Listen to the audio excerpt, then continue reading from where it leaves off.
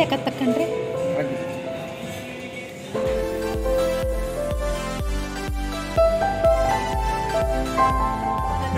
Good morning, welcome back to the channel Krupa Malnad. ನಾನು ಕೃಪಾ. ಇದು take 3 ಇದಾರು ಸರಿ ಬರುತ್ತಾ ನೋಡೋಣ.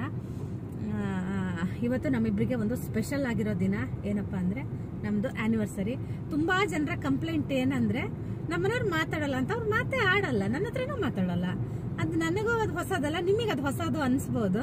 ನಮ್ಮಿಬ್ಬರಲ್ಲಿ ಜಗಳ ಆಗದೆ ಮಾತಾಡಿ ಜಗಳ ಮಾಡ್ತಾರೆ, ನಾವು ಮಾತಾಡಿದ್ರೆ ಜಗಳ ಮಾಡ್ತಾರೆ, ಸುಮ್ಮನೆ ಬಿಟ್ರೆ ಅವ್ರು ಮಾತಾಡಲ್ಲ. ನಾನಷ್ಟೇ ವಟ ಅಂತಿರ್ತೀನಿ, ಜಗಳ ಮಾಡ್ತಿರ್ತೀನಿ. ಅವ್ರ ಪಾಡಿಗೆ ಅವ್ರು ಸುಮ್ಮನೆ ಇರ್ತಾರೆ. ನಾನು ಅದನ್ನೇ ಅಂತೀನಿ, ನಿಮ್ಗೇನು ನಾನು ಈಗಲೂ ಅದನ್ನೇ ಅಂತ ಇದ್ದೆ. ಏನಾರು ಆದಾಗ ಅಥವಾ ಏನಾರು ಆಯ್ತು ಅಂದ್ರೆ ಅದನ್ನ ಎಕ್ಸ್ಪ್ರೆಸ್ ಮಾಡಲ್ಲ ಅವರು, ಗೊತ್ತಾ? ಅವ್ರು ಹಿಂಗೇನೆ ಇರೋದು. ಅದು ಯಾವ ತರ ಅಂತ ನನಗೂ ಗೊತ್ತಿಲ್ಲ. ನಮ್ದು 22 ವರ್ಷ ಆಗಿ 23ನೇ ವರ್ಷಕ್ಕೆ ಕಾಲಿಡ್ತಾ ಇದ್ದೀವಿ. ಒಂದೇ ನಿಮಿಷ, ರೋಡ್ ಸರಿ ಇಲ್ಲ. ಯಾಕಂದ್ರೆ ವಿಡಿಯೋ ಮಾಡಿದ್ರು ಅದು ಗಡಗಡ ಅಂತ ಅನ್ನುತ್ತೆ. ಸರಿ ಆದ್ಮೇಲೆ ರೋಡ್, ಅಲ್ಲಿಂದ ಮತ್ತೆ ಬ್ಲಾಗ್ ಶುರು ಮಾಡ್ತೀನಿ. 22 ವರ್ಷ ಮುಗಿದು 23ನೇ ವರ್ಷಕ್ಕೆ ನಾವು ಕಾಲಿಡ್ತಾ ಇದ್ವಿ.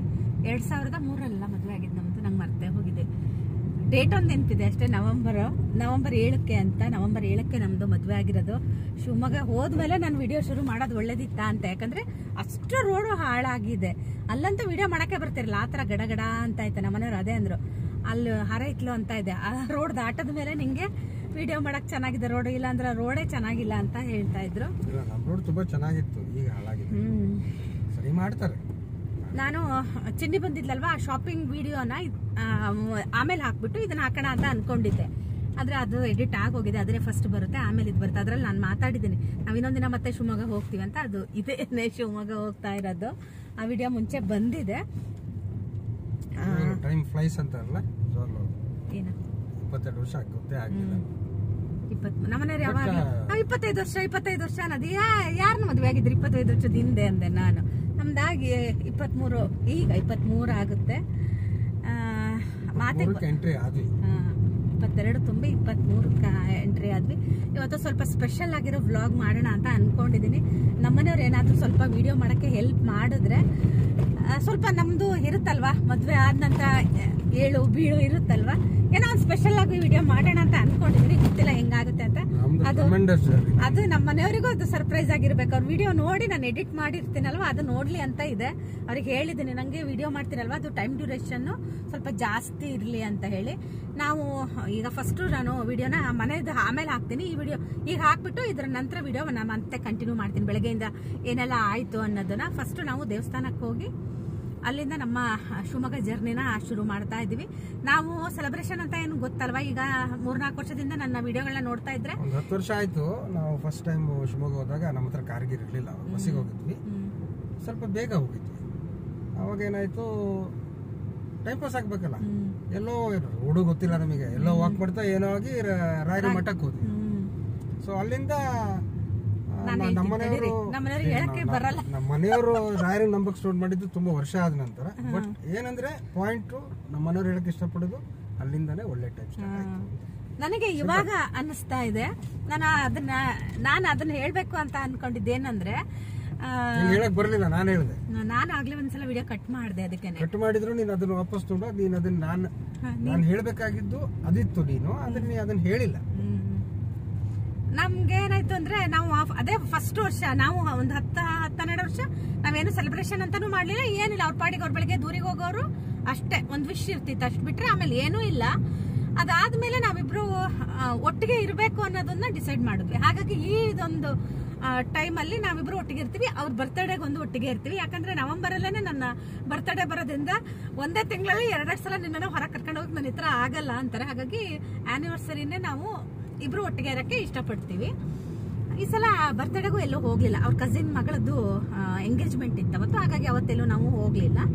ಇಲ್ಲಾಂದ್ರೆ ಯೂಶಲಿ ನಾವು ಅವ್ರ ಬರ್ತ್ಡೇ ದೇವಸ್ಥಾನಕ್ಕೂ ಅಥವಾ ಶಿವಮೊಗ್ಗ ಎಲ್ಲರೂ ಹಿಂಗೆ ಹೋಗ್ತಿರ್ತೀವಿ. ಹಾಗಾಗಿ ಅವರು ಈ ಸಲ 2 ಶಾಪಿಂಗ್ ಒಟ್ಟಿಗೆ ಮಾಡ್ತಾ ಇದ್ದಾರೆ. ಅವರು ಅವ್ರಿಗೆ ಅದೇ ಬಟ್ಟೆ ತಗೊಳ್ಳಿ ಅಂತ ನಾನು ಸ್ವಲ್ಪ ದುಡ್ಡು ಕೊಟ್ಟಿದ್ದೀನಿ. ಅವರು ಅದನ್ನ ವಾಪಸ್ ನಂಗೆ ಕೊಟ್ಟಿದ್ದಾರೆ. ಅವರು ನೀನ್ ಸೀರೆ ತಗೊಂಡ್ ನಾನು ನನ್ನ ದುಡ್ಡಲ್ಲಿ ನಾನು ತಗೊಂತೀನಿ ಅಂತ. ಅಷ್ಟೇ. ನಾನು ಮಠದ ವಿಷಯ ಹೇಳ್ಬೇಕಿತ್ತು. ನಂಗೆ ರಾಯರ ಮಠಕ್ಕೆ ಯಾವತ್ತೂ ನಾನು ಹೋಗಿಲ್ಲ, ನನ್ಗೆ ಅದ್ರ ಬಗ್ಗೆನೂ ಗೊತ್ತಿಲ್ಲ. ಸುಮ್ನೆ ನಾವು ಯಾವುದೇ ಅಂಗಡಿಗಳು ಓಪನ್ ಆಗಿರ್ಲಿಲ್ಲ ಅಂತ ಹೇಳಿ ನಾವು ಅಲ್ಲಿಗೆ ಹೋದ್ವಿ. ಅಲ್ಲಿಗೆ ಹೋಗ್ಲಿಲ್ಲ, ಆ ರೋಡಲ್ಲಿ ಹೋದ್ವಿ. ನಂಗೆ ಅದೇ ಒಟ್ಟು ಆ ರೋಡಲ್ಲಿ ಓಡಾಡ್ತಾ ಇದ್ವಿ ನಾವು, ಟೈಮ್ ಪಾಸ್ಗೆ ಅಂತ ಓಡಾಡ್ತಾ ಇದ್ವಿ. ಅಲ್ಲಿ ದೇವಸ್ಥಾನ ಕಾಣ್ತು, ದೇವಸ್ಥಾನ ಅಂದ್ರೆ ಗೊತ್ತಲ್ವ, ಹೋಗ್ತೀವಿ. ಹಂಗೆ ಹೋದ್ವಿ. ಅಲ್ಲಿ ಹೋದ ತಕ್ಷಣ ಮಂತ್ರಾಕ್ಷತೆ ಕೊಟ್ರು. ನಂಗೆ ಅಲ್ಲಿ ನಿಜವಾಗ್ಲೂ ಅದು ಏನ್ ಮಾಡ್ಬೇಕು ಅಂತಾನೂ ಅರ್ಥ ಆಗ್ಲಿಲ್ಲ. ಆಮೇಲೆ ಎಲ್ಲರೂ ತಲೆ ಮೇಲೆ ಹಾಕೊಂತ ಇದ್ರು. ಇವಾಗ ಗೊತ್ತು ನಂಗೆ ಸ್ವಲ್ಪ ತಿನ್ಬೇಕು, ಒಂದೆರಡು ಕಾಳು ತಲೆ ಮೇಲೆ ಹಾಕ್ಬೇಕು ಅಂತ. ಅಂದ್ರೆ ಅದು ಕೆಳಗ್ ಬೀಳ್ಬಾರ್ದಂತೆ, ಆದ್ರೂ ಒಂದೆರಡು, ನಾನು ಯಾವಾಗ್ಲೂ ಯೂಶಲಿ ತಿನ್ಬಿಡ್ತೀನಿ, ಆದ್ರೆ ಜಗತ್ತು ನುಂಗಬಾರ್ದಂತದನ್ನ, ಹಾಗೆ ನುಂಗ್ಬೇಕಂತೆ. ಅಲ್ಲಿ ಗೊತ್ತಿರ್ಲಿಲ್ಲ. ಅವರೆಲ್ಲ ಹಾಕೊಂಡ್ರಲ್ಲ, ನಾನು ಹಾಕೊಂಡೆ. ನಮ್ಮನೆಯವ್ರು ನಂಗೆ ತುಂಬಾ ಖುಷಿ ಆಯ್ತು ಅವತ್ತು. ಯಾಕಂದ್ರೆ ಅಕ್ಷತೆ ಅಂತ ಸಿಗೋದು ಯಾವಾಗ ಹೇಳಿ, ಮದ್ವೆ ಟೈಮಲ್ಲಿ ಮಾತ್ರ ಅಲ್ವಾ, ಶುಭ ಕಾರ್ಯದಲ್ಲಿ ಅಕ್ಷತೆ ಸಿಗೋದು. ನಂಗೆ ಅದ್ ನೋಡಿ ತುಂಬಾ ಖುಷಿ ಆಯ್ತು. ಅದೇನೋ ಗೊತ್ತಿಲ್ಲ, ನಮ್ ಜರ್ನಿ ಯಾವತ್ತು ಅಲ್ಲ ರೀ, ನಂಗೆ ಅಲ್ಲಿಂದ ನನಗೆ ಯಾವತ್ತು ನಾ ಹಿಂತಿರುಗಿ ನೋಡ್ಲೇ ಇಲ್ಲ. ವರ್ಷ ನನ್ ತುಂಬಾ ಚೆನ್ನಾಗಿ ಹೋಯ್ತು, ನನ್ನ ಗ್ರಾಫ್ ಕೂಡ ತುಂಬಾ ಚೆನ್ನಾಗಿ ಹೋಯ್ತು. ಆಮೇಲೆ ಹಿಂಗೆ ಏನೋ ಹೋದ್ ವರ್ಷ ನಾನು 1 ವರ್ಷ ಆಯ್ತು ಅಷ್ಟೇ ಇದೇ ಟೈಮಲ್ಲೇ. ನಾವು ಆನಿವರ್ಸರಿ ದಿನಾನೇ ನಾವು ಸಾಗರದಲ್ಲಿದ್ವಿ. ನನ್ನ ಜೀವನದಲ್ಲಿ ಆ ತರ ಒಂದು ಕೆಟ್ಟ ಇನ್ಸಿಡೆಂಟ್ ಕೂಡ ಆಯ್ತು. ಆದ್ರೆ ನಾನು ನಿಮ್ ಜೊತೆ ಅದನ್ನ ಏನು ಯಾವತ್ತೂ ಶೇರ್ ಮಾಡ್ಲಿಲ್ಲ. ನಂಗೆ ಈಗ ನೆನ್ಸ್ಕೊಂಡ್ರು ನಂಗೆ ಒಂಥರ ಭಯ ಅಲ್ಲ, ದುಃಖ ಆಗುತ್ತೆ ನಂಗೆ. ಹೌದು, ನಾನು ಈ ಟೈಮಲ್ಲೇ ನಾನು ಸ್ವಲ್ಪ ರಾಯರ ಮಠಕ್ಕೆ ಹೋಗಕ್ಕೆಲ್ಲ ಶುರು ಮಾಡಿದೆ. ನಾನು ಹಿಂಗೆ ವಿಡಿಯೋಗಳನ್ನೆಲ್ಲ ನೋಡ್ತಾ ಇದ್ದೆ. ಏನೋ ಪೂಜೆ ಅದೆಲ್ಲ ಮಾಡಿದೆ, ನಾನು ಕೂಡ ವ್ರತ ಅದೆಲ್ಲ ಮಾಡಿದೆ. ಅವಾಗಲೇ ನಾನು ಉಪವಾಸ ಎಲ್ಲ ಶುರು ಮಾಡಿದ್ದೆ. ಇವಾಗ ನಾನು ಏನೋ ಅನ್ಕೊಂಡಿದ್ದೀನಿ, ಬೆಳಗ್ಗೆ ತಿಂಡಿ ತಿಂದೆ, ಹಾಗೆ ಆಮೇಲೆ ಊಟ ಮಾಡ್ತೀನಿ, ಆ ಥರ ಆಯಿತು. ನಂಗೆ ಏನೋ ಹೇಳಬೇಕು ಅಂತ ಹೋಗ್ತೀನಿ, ನಿಜ ಇವತ್ತು ನಂಗೆ ಏನೋ ಹೇಳಬೇಕು ಅಂತಾನೆ ಅನ್ನಿಸ್ತಿಲ್ಲ. ಅದೇನೋ ಗೊತ್ತಿಲ್ಲ ನನಗೆ. ನಾನು ಅವಾಗಿಂದ ರಾಯರನ್ನ ನಂಬೋದಕ್ಕೆ ಶುರುವಾದೆ. ಅದಕ್ಕಿಂತ ಮುಂಚೆನೂ ಅಷ್ಟೇನೆ ನಾವು ಬೋರ್ ತೆಗಿಸ್ತಾ ಇದ್ವಿ. ನಾನು ಯಾವಾಗಲೂ ಹೊಸನಗರದಲ್ಲಿ ಮಾರಿಗುಡಿಗೆ ಹೋಗ್ತೀನಲ್ವಾ, ಅಲ್ಲಿ ಹೇಳ್ಕೊಂಡು ವಾಪಸ್ ಬರ್ಬೇಕಿದ್ರೆ ಅಲ್ಲೂ ಕೂಡ ರಾಯರ ಮಠ ಇದೆ. ನಾವು ಅಷ್ಟು ವರ್ಷ ಇದ್ರು, ನಾನೇನು 1 ಸಲ 2 ಸಲ ಮಠಕ್ಕೆ ಹೋಗಿದ್ದೀನೇನೋ ಅಷ್ಟೇ ನಂಗೆ ಗೊತ್ತಿರೋದು. ನಾನು ಯಾವತ್ತೂ ಅಷ್ಟು ಮಠಕ್ಕೂ ಹೋಗಿಲ್ಲ. ಆಮೇಲೆ ಅಲ್ಲೂ ನಾನು ಹರಕೆ ಮಾಡ್ಕೊಂಡ್ ಬಂದಿದ್ದೆ, ಅದನ್ನ ಮೊನ್ನೆ ನಮ್ಮ ಮನೆಯವ್ರಿಗೆ ಹೇಳ್ತಿದ್ದೆ. ಆಮೇಲೆ ಇನ್ನೊಂದು ಇನ್ಸಿಡೆಂಟ್ ಏನಂದ್ರೆ, ಇನ್ನೊಂದು ಇನ್ಸಿಡೆಂಟ್ ಏನಂದ್ರೆ, ಶ್ರೇಯು ಒಂದು ಸಲ ಆಪರೇಷನ್ ಆಗಿತ್ತು ಅಂತ ನಾನು ಹೇಳ್ತೀನಿ ನಿಮಗೆ. ಶಿವಮೊಗ್ಗದಲ್ಲಿ ಒಂದ್ಸಲ ಆಯ್ತು, ಅದು ಸರಿಯಾಗಿಲ್ಲ ಅಂತ ನಮ್ಗೆ ಮಣಿಪಾಲಲ್ಲಿ ಒಂದಾಯ್ತು. ಶ್ರೇಯುನ ICUಕ್ಕೆ ಹಾಕಿದ್ರು ಅಲ್ಲಿ ಆಪರೇಷನ್ ಆದ ತಕ್ಷಣ. ಅದು ICU ಅಂದ್ರೆ ಅಲ್ಲಿ ತುಂಬಾ ಜನ ಇದ್ರು. ಅದು ಆಪರೇಷನ್ ಆದ ತಕ್ಷಣ, ಅದು ಮಣಿಪಾಲಲ್ಲಿ ಗೊತ್ತಲ್ವಾ, ತುಂಬಾ ದೊಡ್ಡ ಹಾಸ್ಪಿಟಲ್ ಅಲ್ವಾ ಅದು. ಆಪರೇಷನ್ ಥಿಯೇಟರ್ ಇಂದ ಬರೋದಕ್ಕೂ ಅಲ್ಲಿ ಒಂದು ICU ತರ ಆಯ್ತು. ಅಲ್ಲಿ ಒಬ್ರಿಗೆ ಪಾಪ ಶುಗರ್ ಹೆಚ್ಚಾಗಿ ಕಾಲ್ ಕಟ್ ಮಾಡಿದ್ರು. ಶ್ರೇಯು ಬೆಡ್ ಪಕ್ಕನೆ ಮಲಗಿದ್ರು. ವಯಸ್ಸಾಗಿರೋ ಅಜ್ಜ ಅವರು. ಪಾಪ ಅವರು, ನಾನು ಅಳ್ತಾ ಇದ್ದೀನಿ, ಶ್ರೇಯುನು ಅಳ್ತಾ ಇದ್ದಾನೆ. ಶ್ರೇಯುಗೆ ಏನಂದ್ರೆ ಡ್ಯಾಡಿ ಬೇಕು ಅಂತ. ನಾನು ಇವ್ರಿಗೆ ಹೋದ್ರೆ ಅವನನ್ನ ಕಂಟ್ರೋಲ್ ಮಾಡಕ್ ಆಗಲ್ಲ. ಹಾಗಾಗಿ ನಾನು ಅಲ್ಲಿ ಇದ್ದು, ನಾನು ಅವನು ಅಂದ್ರೆ ಸ್ವಲ್ಪ ನಂಗೆ ಹೆದರ್ತಿದ್ದ. ಅವಾಗ ಸಣ್ಣವನಲ್ಲ, ನಾನು ಸ್ವಲ್ಪ ಜೋರ್ ಮಾಡ್ತಿದ್ದೆ. ಇವ್ರು ಗೊತ್ತಲ್ಲ, ಮುದ್ದು ಮಾಡೋದು ಒಂದೇ ಗೊತ್ತಿರೋದು. ಅವರು ಪಾಪ ನಂಗೆ, ಅವ್ರ ಹೆಂಡತಿ ಬಂದಿದ್ದಾರೆ, ಅವರಿಗೆ ಆಪರೇಷನ್ ಆಗಿ ಕಾಲ್ ನೋವು ಆಗ್ತಾ ಇದೆ, ಅವ್ರಿಗೆ ಮಂತ್ರಾಕ್ಷತೆ ಕೊಡು ಅಂದ್ರು. ನಂಗೆ ಅವಾಗ ಅದು ಏನು ಅಂತಾನೂ ಗೊತ್ತಿಲ್ಲ ನಂಗೆ, ಮಂತ್ರಾಕ್ಷತೆ ಅಂದ್ರೆ ಏನು ಅಂತಾನು. ಪಾಪ ಅವ್ರು ಕೊಟ್ರು, ನಾನು ಬ್ಯಾಗಿಗೆ ಸೈಡಿಗೆ ಹಾಕೊಂಡೆ, ಏನೋ ಇರ್ಬೋದೇನೋ ಅಂತ ಹೇಳಿ. ಅಲ್ಲಿಂದ ನಾನು ಅದು ಒಂದು ನಂಗೆ ಈಗ ಒಂದೊಂದೇ ಕನೆಕ್ಟ್ ಆಗ್ತಾ ಇದೆ. ನನಗೆ ತುಂಬಾ ರಾಯರನ್ನ ನಂಬ್ತೀನಿ. ಅದೇ NI ಆದ್ರೂ ರಾಯರಿದ್ದಾರೆ ಅಂತಾರಲ್ಲ, ತುಂಬಾ ಜನ ಎಲ್ಲ ಮಠಕ್ಕೆ ಹೋದಾಗ ದೇವ್ರೆ, ನಾನು ಯಾವಾಗ ಇದಕ್ಕೆ ಮಂತ್ರಾಲಯಕ್ಕೆ, ನಮ್ಮನೆಯವ್ರು ಆಲ್ರೆಡಿ ಒಂದ್ಸಲ ಹೋಗಿ ಬಂದಿದ್ದಾರೆ.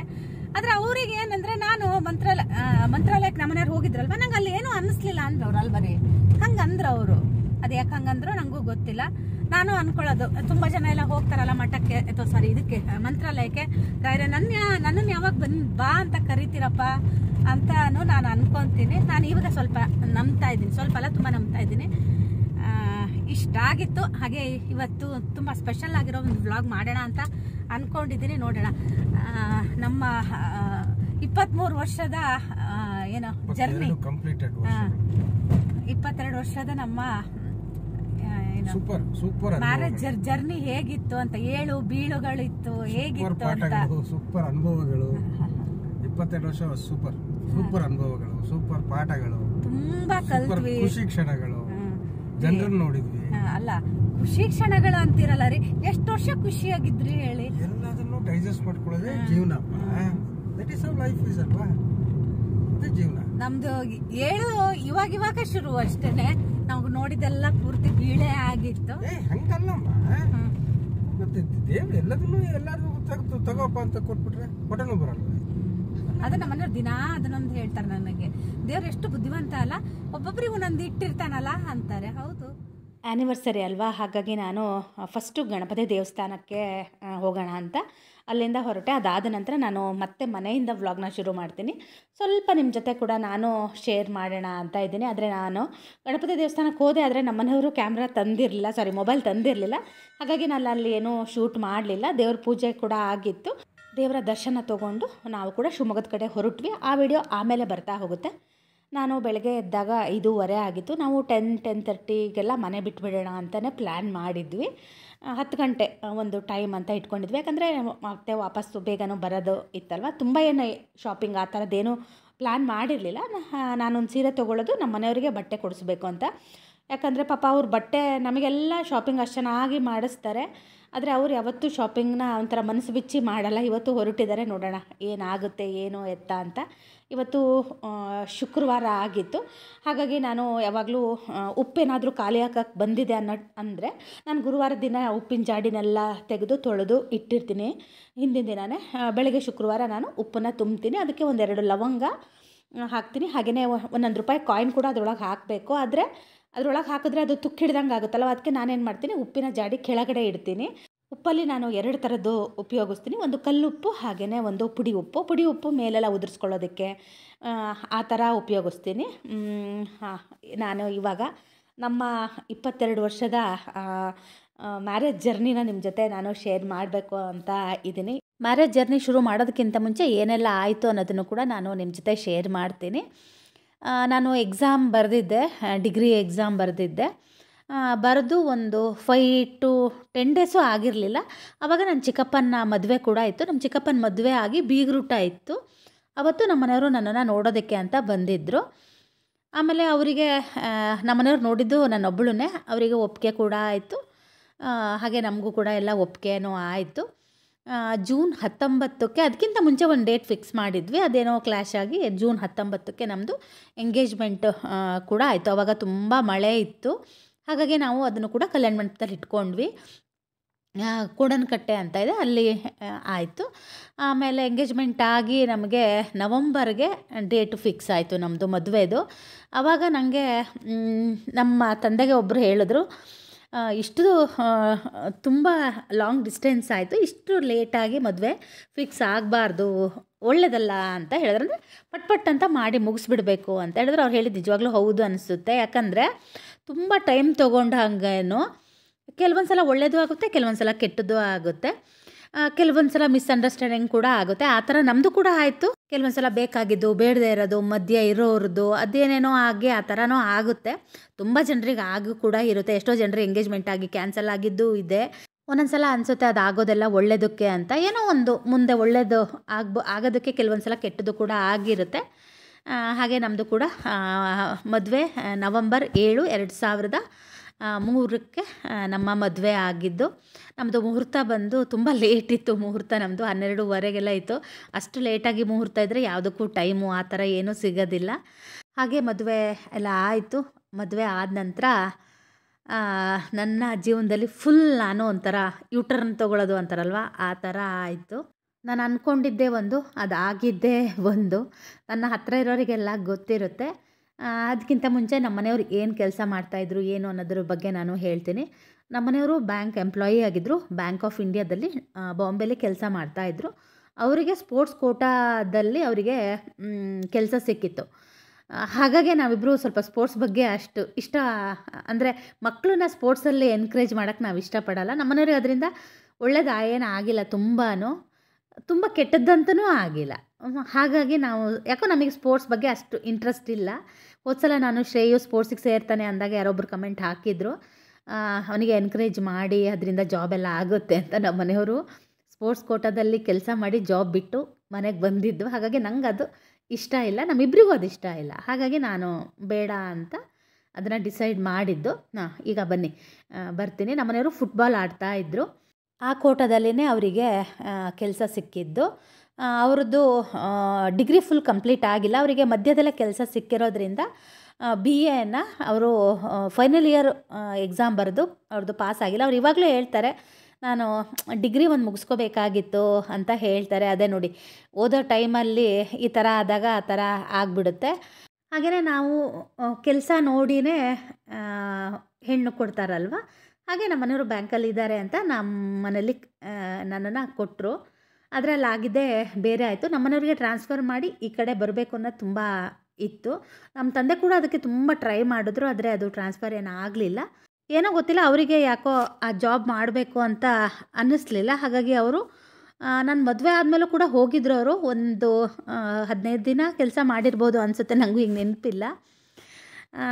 ಮಾಡಿ ಆಮೇಲೆ ವಾಪಸ್ ಅವರು ಇಲ್ಲಿಗೇ ಬಂದರು. ಬಂದಮೇಲೆ ಗೊತ್ತಾಗಿದ್ದು ನಿಜವಾಗಿರೋ ಜೀವನ ಏನು ಅಂತ ನಮ್ಮಿಬ್ರಿಗೂ. ನಾನು ಹೆಂಗೋ ಇದ್ದವಳು ಆಮೇಲೆ ಹೆಂಗೆಂಗೋ ಆಗಿಬಿಟ್ಟೆ. ನಾನು ಮೊನ್ನೆ ಕನ್ನಡಕ ಕಳೆದೋಯ್ತು ಅಂತ ಹೇಳಿ ನಂಗೆ ತುಂಬ ಬೇಜಾರಾಯಿತು. ನಾನು ಸ್ವಲ್ಪ ಜುಗ್ಗಿ ಅಂತೆಲ್ಲ ಹೇಳ್ತೀನಲ್ವ, ನಾನು ಕಂಜೂಸ್ ಅಂತ ಹೇಳ್ತಿರ್ತೇನಲ್ವ, ಅದಕ್ಕೆ ಯಾರೋ ಒಬ್ಬರು ಹಾಕಿದ್ರು, ನೀವು ಅಷ್ಟು ಕಂಜೂಸ್ತನ ಮಾಡೋದಕ್ಕೇ ನಿಮ್ಮದು ಕನ್ನಡಕ ಕಳೆದು ಹೋಗಿದ್ದು ಅಂತ. ನಾನು ಯಾಕೆ ಹಾಗೆ ಕಂಜೂಸ್ತನ ಮಾಡ್ತೀನಿ ಅನ್ನೋದಕ್ಕೂ ಒಂದು ಕಾರಣ ಇರುತ್ತೆ. ಒಂದು ನಾಣ್ಯಕ್ಕೆ 2 ಮುಖ ಇರುತ್ತೆ ಅಂತಾರಲ್ವ, ಆ ಥರ ನಿಮಗೆ ನಮ್ಮ ಫುಲ್ ಹಿಸ್ಟ್ರಿ ಏನೂ ಗೊತ್ತಿರಲ್ವಲ್ಲ, ಹಾಗಾಗಿ ಈಸಿಯಾಗಿ ಬಂದು ನೀವು ಒಂದೊಂದು ಕಮೆಂಟನ್ನ ಹಾಕ್ತೀರಾ. ಆ ಥರ ಇರಲ್ಲ. ನಾವು ಎದುರುಗಡೆ ಒಂಥರ ಇರ್ತೀವಿ, ಅದು ನಮ್ಮ ಹಿಂದ್ಗಡೆ ಎಷ್ಟು ನಮ್ಮ ನೋವಿರುತ್ತೆ ಏನಿರುತ್ತೆ ಅಂತ ನಿಮ್ಗೆ ನಿಜವಾಗ್ಲೂ ಗೊತ್ತಿರಲ್ಲ. ನಾವು ನಮ್ಮನೆಯವ್ರ ಕೆಲಸ ಬಿಟ್ಟಾಗ ನಮ್ಮನೆಯವ್ರ ಹತ್ರ 5 ರೂಪಾಯಿ ದುಡ್ಡು ಇರಲಿಲ್ಲ. ನಾವಿಬ್ಬರು ಅದು ಎಷ್ಟು ಕಷ್ಟಪಟ್ಟಿದ್ದೀವಿ ಅದು ನನಗೆ ಮಾತ್ರ ಗೊತ್ತು, ನನ್ನ ಗಂಡಂಗೆ ಮಾತ್ರ ಗೊತ್ತು. ಆದರೆ ನಾವು ಆ ಕಷ್ಟದ ಪರಿಸ್ಥಿತಿನ ನಾವು ಯಾವಾಗಲೂ ಅದನ್ನು ಎಂಜಾಯ್ ಮಾಡ್ತೀವಿ ನಾವಿಬ್ಬರೂ. ಮತ್ತು ಇವಾಗಿನ ಹುಡುಗಿಯರಾಗಿದ್ದರೆ ನಿಜ ಹೇಳ್ತೀನಿ, ಯಾರೂ ಈ ಥರ ಜೀವನ ಮಾಡ್ತಿರ್ಲಿಲ್ಲ. ನಂತರ ಎಲ್ಲದನ್ನು ಮರೆತು ಹಾಗೆ ಗ್ಯಾರಂಟಿ ಯಾರೂ ಇರ್ತಿರಲಿಲ್ಲ, ಓಡೋಗಿ ತವ್ರ ಮನೇಲಿ ಕೂರ್ತಾಯಿದ್ರು. ಆದರೆ ನಾನು ಒಂದು ದಿನ ಒಬ್ಬರ ಹತ್ರನೂ ನನಗೆ ಹಿಂಗಾಯಿತು ನಂಗೆ ಹಿಂಗಾಯಿತು ಅನ್ನೋದನ್ನು ನಾನು ಯಾರ ಹತ್ರನೂ ಹೇಳ್ಕೊಂಡಿಲ್ಲ. ನಾವು ಮದುವೆ ಆಗಿ ಬಂದಾಗ ನಾನು ಹೊಸನಗರದಲ್ಲಿರೋ ಮನೆ ನೋಡಿದ್ರೆ ನೀವು ಏನು ಅಂತಿದ್ರು ಏನೋ ಗೊತ್ತಿಲ್ಲ. ನಮ್ಮ ಚಿಕ್ಕಮ್ಮಂದ್ರೆಲ್ಲ ಇವಾಗ ಹೇಳ್ತಾರೆ, ಅವರೆಲ್ಲ ಒಂದೊಂದು ತಿಂಗಳು ದಿನ ಹತ್ತಿದಾರಂತೆ, ಅಂದರೆ ನೆನೆಸ್ಕೊಂಡು. ಯಾಕಂದರೆ ನಮ್ಮನೇಲಿ ನಾವು ತುಂಬ ಚೆನ್ನಾಗಿ ಬೆಳೆದವಳು, ನಾನು ತುಂಬ ಚೆನ್ನಾಗಿದ್ವಿ ಕೂಡ. ನಾವು ನಮ್ಮಪ್ಪ ಮನಸ್ಸು ಮಾಡಿದರೆ ತುಂಬ ಚೆನ್ನಾಗಿರೋರಿಗೆ ಕೊಡ್ಬೋದಾಗಿತ್ತು, ಅದೇನೋ ಗೊತ್ತಿಲ್ಲ. ಋಣಾನುಬಂಧ ರೂಪೇಣ ಪಶುಪತ್ನಿ ಸುತಾಲಯ ಅಂತ ಹೇಳ್ತಾರಲ್ವ, ಋಣ ಇಲ್ಲದೆ ಯಾವ ಬಂಧಗಳು ಬೆಸೆಯೋಕ್ಕೆ ಸಾಧ್ಯನೇ ಇಲ್ಲ. ಇಂಥ ಗಂಡಿಗಿಂತ ಹೆಣ್ಣು, ಇಂಥ ಹೆಣ್ಣಿಗಿಂತ ಗಂಡು ಅಂತ ದೇವ್ರ ಮೇಲಿಂದನೇ ಬರೆದು ಕಳಿಸಿರ್ತಾನೆ. ಹಾಗಾಗಿ ನಾವಿಬ್ಬರು ಸೇರಿದ್ವಿ ಒಟ್ಟಿಗೆ.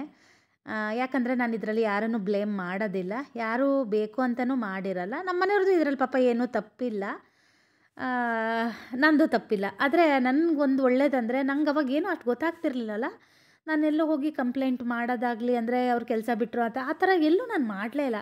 ಅದು ಒಳ್ಳೇದಕ್ಕೋ ಕೆಟ್ಟದ್ದಕ್ಕೋ ನಿಜವಾಗ್ಲೂ ನನಗೆ ಅದು ಗೊತ್ತಿಲ್ಲ. ನಂಗೆ ಇವಾಗಲೂ ಅನಿಸುತ್ತೆ ನಾನು ಹೆಂಗೆ ಜೀವನ ಮಾಡಿದೆ ಅಂತ. ನಮ್ಮ ಮನೆಯವರು ಕೂಡ ಒಂದೊಂದು ಸಲ ಹೇಳ್ತಾರೆ, ಒಂದು ಹೇಳ ಗಂಡ ಹೆಂಡತಿ ಇಬ್ಬರು ಚೆನ್ನಾಗಿರಬೇಕು ಅಷ್ಟೇ, ಮುಖ್ಯವಾಗಿ ಅದೇ ಹೊಂದಾಣಿಕೆ ಮುಖ್ಯ ಆಗುತ್ತೆ. ನಮ್ಮನೆಯವ್ರು ತುಂಬ ಹೊಂದಾಣಿಕೆ ಇರೋಂಥವ್ರು. ತುಂಬ ಜನ ವೀಡಿಯೋ ನೋಡಿದಾಗ ಅಂತೀರ ತುಂಬ ಸೈಲೆಂಟ್ ಅವರು ಅಂಥೇಳಿ. ಅವ್ರು ಸ್ವಲ್ಪ ಮಾತು ಕಮ್ಮಿನೇ ನನ್ನ ಹತ್ರ ಅನಿಸುತ್ತೆ, ನಂಗೆ ಗೊತ್ತಿಲ್ಲ, ಹೊರಗಡೆ ಹೆಂಗಿರ್ತಾರೋ ನಂಗೆ ಗೊತ್ತಿಲ್ಲ. ನಾನು ಯಾವಾಗಲೂ ಜಗಳ ಮಾಡೋದು ಅದಕ್ಕೇ, ಮಾತಾಡಲ್ಲ ನೀವು ಅಂತ ಹೇಳಿ. ಗೊತ್ತಿಲ್ಲ, ತುಂಬ ಜನ ನಮ್ಮವರೇ ಹೇಳಿದ್ರು, ಕೆಲಸ ಬಿಟ್ಟರು ನೀನೇನು ಹೇಳಲಿಲ್ಲ, ಅಲ್ಲೇ ಹೋಗಿ ಇರ್ಬೋದಾಗಿತ್ತು ಹಾಗೆ ಹೀಗೆ ಅಂತ ಹೇಳಿ. ಏನೋ ಗೊತ್ತಿಲ್ಲ, ನನಗೇನೋ ಹಾಗೆ ಹೇಳಬೇಕು ಅಂತಲೂ ಅನ್ನಿಸ್ಲಿಲ್ಲ. ನಂಗೆ ಈಗಲೂ ಗೊತ್ತಿಲ್ಲ ಏನಾಯಿತು ಏನು ಎತ್ತ ಅಂತ. ಅಲ್ಲಿಂದ ನಮ್ಮ ಜರ್ನಿ ಶುರುವಾಯಿತು. 1 ತಿಂಗಳಾದ ನಂತರ ಗೊತ್ತಾಯಿತು ನನಗೆ ನಿಜವಾಗಿರೋ ಮದುವೆ ಅರ್ಥ ಏನು ಅಂತ. ನಾನು ಇವಾಗ್ಲೂ ಕೆಲವೊಂದು ಹುಡುಗಿಯರಿಗೆ, ಮದುವೆ ಆಗೋ ಹುಡುಗಿಯರಿಗೆ ಹೇಳ್ತೀನಿ, ಆರಾಮಾಗಿರ್ರಿ. ನಮ್ಮಲ್ಲಿ ಒಂದು ಗಾದೆ ಇದೆ ಗೊತ್ತಾ, ಮದುವೆ ಆಗೋ ತನಕ ಹುಚ್ಚಿಬಿಡೋ ತನಕ ಮದುವೆ ಆಗಲ್ಲ ಅಂತ. ಆ ಥರ ಇದು ಒಂಥರ ಮದುವೆ. ಇವಾಗ ನನಗೆ ಅದು ಅನುಭವ ಆಗ್ತಾಯಿದೆ. ಆವಾಗ ನಂಗೆ ನಿಜವಾಗ್ಲೂ ಏನೋ ಅಷ್ಟು ಗೊತ್ತಾಗಲಿಲ್ಲ. ಅದಕ್ಕೆ ಅನಿಸುತ್ತೆ ನಾನು ಇಷ್ಟು ಚೆನ್ನಾಗಿ ಜೀವನ ಮಾಡ್ಕೊಂಡು ಹೋದೆ ಅಂತ. ನಿಜ, ನಮ್ಮ ಹತ್ರ ಆವಾಗ 1 ರೂಪಾಯಿ ದುಡ್ಡು ಇರ್ತಿರ್ಲಿಲ್ಲ, ನಾವೆಲ್ಲೂ ಹೋಗ್ತಾನೂ ಇರಲಿಲ್ಲ, ನಾವಂತ ಶಾಪಿಂಗ್ ಅಂತಲೂ ಮಾಡ್ತಿರ್ಲಿಲ್ಲ, ಏನೂ ಇಲ್ಲ. ಆಮೇಲೆ ಮದುವೆ ಆಗಿ 1.5 ವರ್ಷ ನಂತರ ನಾನು ಪ್ರೆಗ್ನೆಂಟ್ ಆದೆ. ನನಗೆ ಹುಷಾರಿರಲಿಲ್ಲ, ಅಂದರೆ ಜ್ವರ ಬಂದ ರೀತಿ ಆಗ್ತಾಯಿತ್ತು. ಆಮೇಲೆ ನಾನು ಇರ್ರೆಗ್ಯುಲರ್ ಪೀರಿಯಡ್ಸ್ ಆಗ್ತಾಯಿತ್ತು ನನಗೆ ಯಾವಾಗ್ಲೂ. ನಮ್ಮ ಪಕ್ಕದ ಮನೇಲಿ ಒಬ್ಬರು ಟೀಚರ್ ಅಂತ ಇದ್ದರು, ಟೀಚರ್ ಅಜ್ಜಿ ಅಂತ ಕರಿತಾ ಇದ್ದರು ನಮ್ಮ ಮಕ್ಕಳೆಲ್ಲ. ಅವರು ನನ್ನ ನೋಡಿ ಅವರಿಗೇನೋ ಅನಿಸುತ್ತೆ, ಒಂದು ಸಲ ಟೆಸ್ಟ್ ಮಾಡಿಸಿ ಅಂತ ಹೇಳಿದ್ರು. ಆಮೇಲೆ ನಾವು ಹೊಸನಗರದಲ್ಲಿ ಒಬ್ಬರು ಗುರುರಾಜ್ ಡಾಕ್ಟ್ರು ಅಂತ ಇದ್ದಾರೆ, ಅಲ್ಲಿ ಹೋಗಿ ಟೆಸ್ಟ್ ಮಾಡಿಸಿದ್ವಿ. ಅವರು ಲ್ಯಾಬಿಗೆ ಬರ್ಕೊಟ್ರು. ಆವಾಗೇನಂತೆ ದೊಡ್ಡ ಲ್ಯಾಬ್ಗಳಲ್ಲ, ಸುಮ್ಮನೆ ಒಂದು ಸ್ಟೂಲು, ಒಂದು ಬೆಂಚ್ ಇರುತ್ತೆ ಗೊತ್ತಾ ಸ್ಕೂಲಲ್ಲಿ, ಆ ಥರ ಬೆಂಚ್ ಹಾಕಿದ್ರು. ನಾನು ನಮ್ಮನೆಯವರು ಎದುರ ಬದ್ರ ಕುತ್ಕೊಂಡಿದ್ವಿ.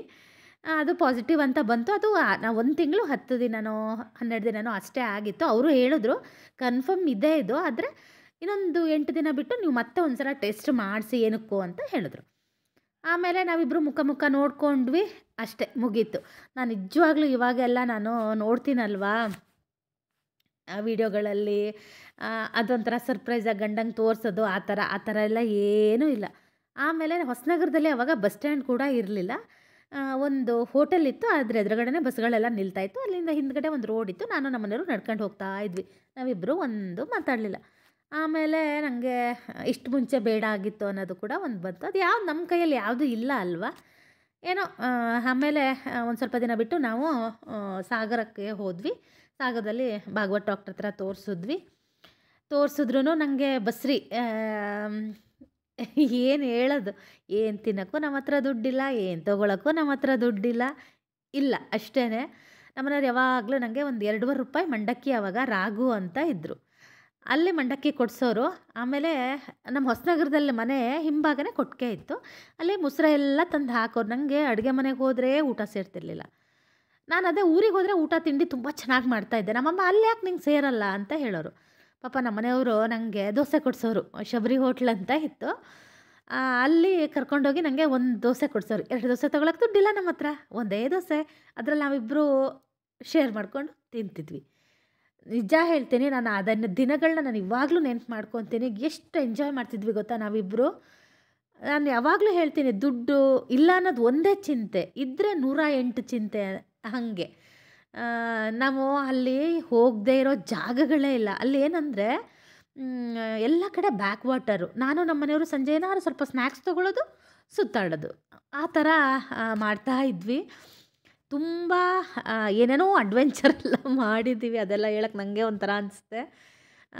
ಆಮೇಲೆ ಚಿನ್ನಿ ನಮ್ಮ ಮನೆಯವ್ರು ಮೊನ್ನೆ ನಾನು ಎಡಿಟಿಂಗ್ ಮಾಡೋದಕ್ಕಿಂತ ಮುಂಚೆ ನಾನು ಅವರು ಅದ್ರ ಬಗ್ಗೆ ಮಾತಾಡ್ತಾ ಇದ್ದೆ. ಅವ್ರಿಗೆ ಗೊತ್ತಿಲ್ಲ ನಾನು ಈ ಥರ ಎಡಿಟಿಂಗ್ ಮಾಡ್ತಾ ಇದ್ದೀನಿ ಅಂತ, ನನ್ನ ಸ್ಟ್ರಗಲ್ನ ಇದರಲ್ಲಿ ಹೇಳ್ತಾ ಇದ್ದೀನಿ ಅಂತ. ನಿಜವಾಗ್ಲೂ ನನಗೆ ಅವ್ರಿಗೆ ಗೊತ್ತಿಲ್ಲ. ಅವ್ರೇನಾದರೂ ವೀಡಿಯೋ ನೋಡಿದ್ರೆ ಗೊತ್ತಾಗ್ಬೋದೋ ಏನೋ ಗೊತ್ತಿಲ್ಲ.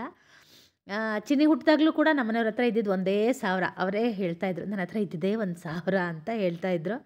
ಚಿನ್ನಿ ಯಾವಾಗ ಹುಟ್ಟಿದ್ಲೋ ಆವಾಗಿಂದ ನಮ್ಮದು ಗ್ರಾಫ್ ಸ್ವಲ್ಪ ಚೆನ್ನಾಗಾಗ್ತಾ ಬಂತು. ಚಿನ್ನಿ ಹುಟ್ಟಿದ್ಲು, ಆಮೇಲೆ ಸ್ವಲ್ಪ ಚೆನ್ನಾಗೂ ಆದ್ವಿ. ಶ್ರೇಯು ಒಂದು ಪ್ರೆಗ್ನೆಂಟ್ ಆಗೋದಕ್ಕಿಂತ ಮುಂಚೆ ನಾವು ಮನೆ ಕಟ್ಟೋದಕ್ಕೆ ಶುರು ಮಾಡಿದ್ವಿ. ಶ್ರೇಯು ಪ್ರೆಗ್ನೆನ್ಸಿ ಫುಲ್ ನಮ್ಮ ಮನೆಯವರು ಮನೆ ಕಡೆನೇ ಇರ್ತಾಯಿದ್ರು. ಶ್ರೇಯು ಹುಟ್ಟಿದ ಮೇಲಂತೂ ನಾವು ಒಂಥರ ಹಿಂತಿರುಗಿ ನೋಡಲೇ ಇಲ್ಲ ಅನ್ನೋ ಥರದಲ್ಲಿ ಇದ್ವಿ. ನಾನು ಮದುವೆಗಿಂತ ಮುಂಚೆ ಎಲ್ಲ ಶಾಪಿಂಗ್ ಅಂತ ಬರೋದು ಹೆಂಗೆ ಗೊತ್ತಾ, ನಮ್ಮ ಮನೆಯವರು ದಿನ ಊರಿಗೆ ಹೋಗ್ತಿದ್ರಲ್ವ, ಏನಾದರೂ ಸ್ವಲ್ಪ ದುಡ್ಡು ಉಳಿದ್ರೆ ನಾನೊಂದು ಪರ್ಸ್ ಮಾಡಿ ಇಟ್ಟಿದ್ದೆ. ಅದರಲ್ಲಿ ಅವ್ರ ಹತ್ರ ಎಷ್ಟಾಗುತ್ತೋ ಅಷ್ಟು, 10 ರೂಪಾಯೋ 50 ರೂಪಾಯೋ, 50 ರೂಪಾಯಿ ಹಾಕಿದ್ದು ಸುಳ್ಳೆ, 10 ರೂಪಾಯಿ 20 ರೂಪಾಯಿ ಈ ಥರ ಹಾಕೋರು. ಅದು 1 ವರ್ಷ ಆ ಟೈಮಿಗೆ ಒಂದು 2-2.5 ಸಾವಿರ ಆಗಿರೋದು. ನಮ್ಮ ಹತ್ರ ಅದೇ ಒಂದು 2.5 ಲಕ್ಷ ಇದ್ದ ಹಾಗೆ ಗೊತ್ತಾ. ಅದನ್ನು ತೊಗೊಂಡು ಶಿವಮೊಗ್ಗ ಶಾಪಿಂಗಿಗೆ ಬರ್ತಿದ್ವಿ. ಇವಾಗ ನಿಜ ಹೇಳ್ತೀನಿ, ಕಾರಿಗೆ ಹಾಕಕ್ಕೆ ಪೆಟ್ರೋಲಿಗೆ ಸಾಕಾಗಲ್ಲ. ಅವಾಗ ಅದೇ ಹೇಳ್ತೀನಲ್ಲ, ಬಸ್ಸಿಗೆ ಬರ್ತಾಯಿದ್ವಿ. ನಮ್ಮನೆಯವ್ರು ಹೇಳಿದ್ರಲ್ವ ಆಗಲೇ, ಬಸ್ಸಿಗೆ ಬರ್ತಾಯಿದ್ವಿ. ಏನೋ ಒಂಥರ ಮಜಾ ಇರ್ತಾ ಇತ್ತು. ಪ್ರತಿಯೊಂದಕ್ಕೂ ಲೆಕ್ಕಾಚಾರ. ಹಾಗಾಗಿನೇ ನಾನು ಕಂಜೂಸ್ ಅಂತ ಹೇಳೋದು. ನನ್ನ ಫ್ರೆಂಡ್ ಒಂದು ಸಲ ನಮ್ಮ ಮನೆಗೆ ಬಂದಿದ್ಲು, ಶ್ವೇತಾ ಅಂತ. ನಾನು ವೀಡಿಯೋ ಶುರು ಮಾಡಿದ್ಮೇಲೆ ಬಂದಿದ್ಲು. ನಂಗೆ ಅವಳು ಹೇಳಿದ್ದು ನನ್ನ ಕಿವಿಲಿ ಇನ್ನೂ ಇದೆ. ನಮ್ಮನೆ ಎದುರುಗಡೆ ಅವಳನ್ನ ಕಾರ್ ಹತ್ಸೋಕ್ಕೆ ಅಂತ ನಾನು ಚಿನ್ನಿ ಹೋದ್ವಿ. ನನ್ನ ಮಗಳ ಹತ್ರ ಅವಳು ಹೇಳಿದ್ಲು, ನಿಮ್ಮಮ್ಮ ಹೆಂಗೆ ಬೆಳೆದವಳು ಗೊತ್ತಾನೆ, ರಾಯಲ್ ಆಗಿದ್ಲು ಅಂತ. ನಮ್ಮ ಚಿನ್ನಿಗೆ ಆವಾಗಲೇ ಗೊತ್ತಾಗಿದ್ದು. ಹೌದಾ ಮಮ್ಮಿ ಅಂತೆಲ್ಲ ಹೇಳ್ತಾ ಇದ್ಲು. ಹೌದು, ನಂಗೆ ಮದುವೆ ಆದಮೇಲೆ ಗೊತ್ತಾಗಿದ್ದು, ಇದು ಈ ಥರನೂ ಒಂದು ಜೀವನ ಇದೆಯಾ ಅಂತ ಹೇಳಿ. ಇವಾಗ ನನಗೆ ಅರ್ಥ ಆಗ್ತಾಯಿದೆ. ನಾನು ಇವಾಗಲೂ ನಾನು ಕ್ವಶನ್ ಮಾಡ್ಕೊತೀನಿ, ನಾನು ಹೇಗೆ ಜೀವನ ಮಾಡಿದೆ ಅನ್ನೋದನ್ನು. ಶಾಪಿಂಗ್ ಸ್ವಲ್ಪ ಮುಗೀತು. ಅರೆ ಇಲ್ಲಿ ರೈಮಂಡ್ಸ್ ಎಲ್ಲ ಇರುತ್ತೆ, ಎಲ್ಲ ಬ್ರ್ಯಾಂಡ್ದು. ಅವರಿಗೆ ಶರ್ಟ್ ಸಿಗಲಿಲ್ಲ. ಒಂದೇ ಶರ್ಟು, ಅದು ನನ್ನ ತಾಯಿಗೆ ತೊಗೊಂಡ್ರು. ಹಾಫ್ ಸ್ಲೀವ್ಸಲ್ಲಿ ಶರ್ಟ್ಗಳೇ ಇಲ್ಲ, ಫುಲ್ ಸ್ಲೀವ್ಸಲ್ಲಿ ಇದೆ. ಕಟ್ ಮಾಡಿ ಮಾಡ್ಕೊಡ್ತೀನಿ ಅಂತಾರೆ. ಮತ್ತು ಅವರೇ ಅಂತಾರೆ ಕಂಪ್ನಿಯಿಂದ ಬಂದಷ್ಟು ಚೆನ್ನಾಗಾಗಲ್ಲ ಅಂತಾರೆ. ಮತ್ತು ಬೇಡ ಅಂತ ಹಾಗೆ ಬಿಟ್ಟು ಬಂದ್ವಿ. ಡಿಸೆಂಬರ್ ಟೈಮಲ್ಲಿ ಯಾವಾಗಾದರೂ ಆದಾಗ. ಮತ್ತು ಇವಾಗ ಏನೂ ಆ ಥರ ಸೇಲ್ಗಿಲ್ ಏನೂ ಆ ಥರ ಇರಲಿಲ್ಲ. ಡಿಸ್ಕೌಂಟ್ ಏನೂ ಇರಲಿಲ್ಲ. ಒಂದೊಂದ್ಸಲ ಇರುತ್ತೆ, ಅವಾಗ ಚೆನ್ನಾಗಿ ಸಿಗುತ್ತೆ. ಒಂದ್ಸಲ ನಾನು ಇವರು ಬಂದಾಗ ಸಿಕ್ಕಿತ್ತು, ಅವಾಗ ತುಂಬ ತೊಗೊಂಡಿದ್ರು ಬಟ್ಟೆನ. ಅದಾದಮೇಲೆ ಅವ್ರ ಮನಸ್ಸು ಬಿಚ್ಚಿ ಇದನ್ನೇ ಮಾಡಿಲ್ಲ, ಶಾಪಿಂಗೇ ಮಾಡಿಲ್ಲ. ಒಂದು ಶರ್ಟ್ ಸಿಕ್ತು, ಅದು ಅಲ್ಲೇ ಆಲ್ಟ್ರ್ ಮಾಡೋದಕ್ಕೆ ಕೊಟ್ಟು ಬಂದ್ವಿ. 3 ಟೀ ಶರ್ಟ್ ಅಷ್ಟೇ ಸಿಕ್ಕಿದ್ದು. ಅವರಿಗೆ ಶರ್ಟ್ ಬೇಕಿತ್ತು. ಟೀ ಶರ್ಟ್ ಅವ್ರು ಬೇಡ ಅಂದ್ರೆ ಅವ್ರಿಗೆ ಇಷ್ಟ ಆಗಲಿಲ್ಲ. ಆದರೆ ನಾನು ಬಿಡ್ದಂಗೆ ಕೊಡಿಸ್ಕೊಂಡು ಬಂದೆ. ಹಶು ಆಗ್ತಾ ಇದೆ. ಟೈಮ್ ಇನ್ನು 1 ಗಂಟೆ. ಊಟ ಮಾಡು. ಯಾಕೆ ಕಮ್ಮಿ ಆಯ್ತು? ತಿಂದಿಲ್ಲಪ್ಪ. ಕಮ್ಮಿನೇ ಬೆಳಗ್ಗೆ ತಿನ್ನೋದಕ್ಕೆ ಜಾಸ್ತಿನೇ ಆಗ್ತಾ ಇದೆ. ಸ್ವಲ್ಪ ಕಮ್ಮಿನೇ ತಿನ್ಬೇಕಿನ್ನು. ಶುಭಮ್ಗೆ ಊಟಕ್ಕೆ ಹೋಗೋಣ ಅಂತ ಅಂದರು. ನಂಗೆ ಶುಭಮ್ಗೆ ಬೇಡ ಅಂತ ಅನಿಸ್ತದೆ. ಯಾಕೋ ನನಗೆ ಶುಭಮ್ದು ಅಷ್ಟು ಊಟ ಇಷ್ಟ ಆಗ್ತಿಲ್ಲ. ನಾವು ಹೋಗೋದೇ ಇಲ್ಲ ಅಲ್ಲಿಗೆ. ನಾವು ಇದೇ ಅಲ್ಲೇ ಎಂಥದ್ದು ಎದುರುಗಡೆ ಅಲ್ಲಿ ಹೋಗ್ತೀವಲ್ಲ, ಏನದು ಮಾಲ್ ಎದುರುಗಡೆ ಒಂದಿದೆಯಲ್ಲ, ಅಲ್ಲೇ ಊಟ ಮಾಡಿಬಿಡ್ತೀವಿ. ಇವತ್ತು ಶುಭಮ್ಗೆ ಹೋಗೋಣ. ಬರೀ ಅನ್ನ ಸಾರು ಆ ಥರದ್ದೆಲ್ಲ ಬೇಡ, ಏನಾದರೂ ಸ್ಪೆಷಲ್ಲಾಗಿ ಊಟ ಮಾಡೋಣ ಅಂತ. ಅದಕ್ಕೆ ನೋಡೋಣ ಏನೇನು ಊಟ ಮಾಡ್ತೀವೋ ಏನೋ ಅಂತ ಗೊತ್ತಿಲ್ಲ. ಅದ್ರ ಎದುರುಗಡೆನೇ ಇನ್ನೂ ಒಂದು ಆಗಿದೆ, ಅದಕ್ಕೆ ಬೇಡ ಅಂತಾರಪ್ಪ ನಮ್ಮನೆಯವ್ರು. ಎಂಥದ್ದು ಖಾರ ಅಂತನೋ ಯಾವುದೋ ಒಂದು ಆಗಿದೆ. ನಾವು ಒಂದ್ಸಲ ಊಟ ಮಾಡಿದ್ವಿ ಅಲ್ಲಿ. ಓಕೆ ಆಗಿತ್ತು. ಅಲ್ಲಿ ನಾವು ಮಕ್ಕಳಿಗೆ ಇದ್ದರೆ ಆ ಥರದ್ದೆಲ್ಲ ತೊಗೊತೀವಿ. ಇಲ್ಲಾಂದ್ರೆ ನಾವೆಂತ ಸೌತ್ ಇಂಡಿಯನ್ ತಾಲಿ ತಗೊಳ್ತೀವಲ್ಲ, ಹಾಗಾಗಿ ಇವತ್ತು ಬೇಡ ಅಂತ ಸೌತ್ ಇಂಡಿಯನ್ ತಾಲಿ. ಶುಭಮ್ಗೆ ಹೋಗೋಣ ಅಂತ. ತುಂಬ ದಿನ ಆಯಿತು ಶುಭಮ್ಗೆ ಹೋಗದೆ. ಒಂದು ಹೆಣ್ಣಿಗೆ ಗಂಡ ಅನ್ನೋ ಸಂಬಂಧ ಇದೆಯಲ್ಲ, ತುಂಬ ಮುಖ್ಯವಾಗಿರೋದು. ಅದನ್ನು ಕಳ್ಕೊಂಡವರಿಗೆ ಗೊತ್ತಿರುತ್ತೆ ಅದು ಏನು ಎತ್ತ ಅಂತ. ನಾನು ಇವಾಗ ನೋಡ್ತಾ ಇದ್ದೀನಿ, ಕೆಲವೊಬ್ಬರೆಲ್ಲ ಸಣ್ಣ ಪುಟ್ಟ ವಿಷಯಕ್ಕೂ ಗಂಡನ ಬಿಟ್ಟು ಬರೋದು, ಡಿವೋರ್ಸ್ಗಳು, ಅದು ಎಷ್ಟು ಆಗ್ತಾ ಇದೆ. ನಂಗೆ ನಿಜವಾಗ್ಲೂ ಹೆದರಿಕೆ ಆಗುತ್ತೆ. ಹಿಂಗಾದರೆ ಹೆಂಗೆ ಜೀವನನೇ ಮುಂದೆ ಅಂತ. ದಯವಿಟ್ಟು ಸ್ವಲ್ಪ ಟೈಮ್ ತೊಗೊಳ್ಳಿ, ಇಬ್ಬರು ಅಡ್ಜಸ್ಟ್ ಮಾಡ್ಕೊಳ್ಳಿ. ಇಬ್ಬರಿಗೂ ಅಡ್ಜಸ್ಟ್ಮೆಂಟ್ ಇದ್ದರೆ ಮಾತ್ರ ಜೀವನ ಮಾಡೋಕ್ಕೆ ಸಾಧ್ಯ. ಹಾಗಂತ ನಾನು ಎಲ್ಲರಿಗೂ ಹೇಳ್ತಾ ಇಲ್ಲ. ಕೆಲವೊಂದು ಸಲ ಇಬ್ಬರಲ್ಲೂ ಮಿಸ್ಅಂಡರ್ಸ್ಟ್ಯಾಂಡಿಂಗ್ಸ್ ಇರುತ್ತೆ, ಅವಾಗ ಏನೂ ಮಾಡೋಕ್ಕಾಗಲ್ಲ. ನಿಜ ಹೇಳ್ತೀನಿ, ನಾನು ಎಷ್ಟು ಸಿಟ್ಟು ಅಂದರೆ ನನಗೆ ನನ್ನ ಹತ್ರ ಇರೋರಿಗೆ ಗೊತ್ತಿರುತ್ತೆ. ನನಗೆ ಮೂಗಿನ ತುದಿಲೇ ಕೋಪ. ನಮ್ಮ ಮನೆಯವ್ರು ಅಷ್ಟೇ ಸಮಾಧಾನ ಅಂದರೆ ನಾನು ಅಷ್ಟು ಸಮಾಧಾನವಾಗಿರೋ ಮನುಷ್ಯನ್ನೇ ನಾನು ನೋಡಿಲ್ಲ. ಅವ್ರಿಗೆ ಅಷ್ಟು ಸಮಾಧಾನ, ನನಗಷ್ಟೇ ಸಿಟ್ಟು.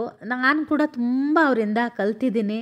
ಸಣ್ಣ ಪುಟ್ಟ ವಿಷಯಕ್ಕೆಲ್ಲ ಜಗಳ ಮಾಡಿಕೊಂಡು ಡಿವೋರ್ಸ್ ತನಕ ಹೋಗೋದು ಅದೆಲ್ಲ ದಯವಿಟ್ಟು ಯಾರೂ ಮಾಡ್ಕೋಬೇಡಿ. ಯಾರಾದರೂ ನನ್ನ ವಿಡಿಯೋನ ನೋಡ್ತಾ ಇದ್ದರೆ, ನಾವೇನು ಜಗಳ ಮಾಡೋದೇ ಇಲ್ಲ ಅಂತಲ್ಲ. ನಾನಂತೂ ಪ್ರತಿ ಸೆಕೆಂಡಿಗೆ ಒಂದು ಸಲ ಜಗಳ ಮಾಡ್ತೀನಿ ಅಂದರೂ ತಪ್ಪಿಲ್ಲ. ನಾನು ಹಿಡ್ದಿದ್ದಕ್ಕೂ ಮುಟ್ಟಿದ್ದಕ್ಕೂ ಸಿಟ್ಟು ಮಾಡ್ತೀನಿ. ಆದರೆ ನಮ್ಮನೆಯವ್ರಿಗೆ ಅದೇ ಒಂಥರ ಅಭ್ಯಾಸ ಆದಂಗೆ ಆಗಿಬಿಟ್ಟಿದೆ.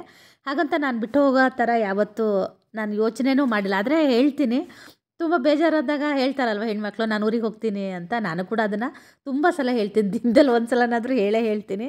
ಅವರಿಗೂ ಗೊತ್ತು ನಾನು ಹೋಗಲ್ಲ ಅಂತ, ನನಗೂ ಗೊತ್ತು ನಾನು ಹೋಗಲ್ಲ ಅಂತ. ಆಮೇಲೆ ಅವರೇ ಹೇಳ್ತಾರೆ, ಕೆಲವೊಂದು ಸಲ ಜಗಳ ಮಾಡಿದಾಗ ಹೇಳ್ತಿರ್ತಾರೆ, ಇವತ್ತು ಡಿವೋರ್ಸ್ ತನಕ ಹೋಗಿ ಬಂತಲ್ಲ ನಮ್ಮ ಜಗಳ ಅಂತಿರ್ತಾರೆ.